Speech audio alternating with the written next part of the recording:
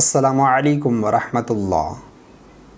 محمد ذیشان یہ سوال کرتے ہیں، نماز پڑھتے ہوئے جسم پر کہیں خارش ہو تو کیا کھجانے سے نماز ٹوٹ جائے گی؟ اس بارے میں کیا حکم ہے؟ ضرور رہنمائی فرمائیں۔ بھائی نے بہت اچھا سوال پوچھا ہے۔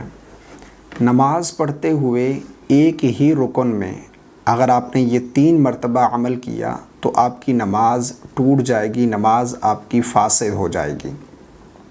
نماز میں قیام یہ ایک رکن ہے، رکوع یہ بھی ایک رکن ہے۔ ایک ہی رکن میں اگر آپ نے 3 مرتبہ ہاتھ اٹھایا تو آپ کی نماز ٹوٹ جائے گی۔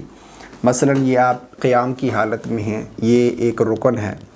اب اسی ایک رکن میں یعنی قیام کی حالت میں آپ نے 1 مرتبہ ہاتھ اٹھایا اور یہاں پر خارش کی، پھر ہاتھ باندھ لیا، پھر دوسری مرتبہ آپ نے ہاتھ اٹھایا اور پسینہ وغیرہ صاف کر لیا، یہ 2 مرتبہ ہو گیا۔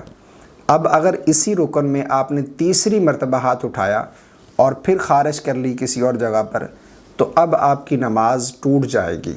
اسی طرح اگر آپ نے ایک ہی مرتبہ ہاتھ اٹھایا اور 3 الگ الگ جگہ پر خارش کی، مثلا 1 مرتبہ آپ نے رکن میں ہاتھ اٹھایا اور یہاں پر خارش کی، پھر ہاتھ باندھا نہیں، پھر آپ نے دوسری مرتبہ پسینہ صاف کیا، پھر یہاں سے آپ نے اس مقام پر خارش کی، تو یہ 3 الگ الگ مقام پر آپ نے ہاتھ کو استعمال کیا، تو اس صورت میں بھی آپ کی نماز فاسد ہو جائے گی، نماز آپ کی ٹوٹ جائے گی۔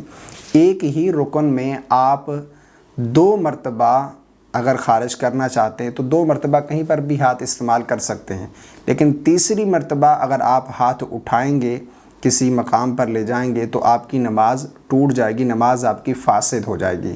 اس لیے 2 مرتبہ ہاتھ اٹھانے کی گنجائش ہے، 2 مرتبہ کریں، پھر دوسرے رکن میں جب رکوع میں جائیں، کوئی ضرورت ہے تو پھر رکوع کی حالت میں بھی آپ 2 مرتبہ ہاتھ استعمال کر سکتے ہیں کہیں پر۔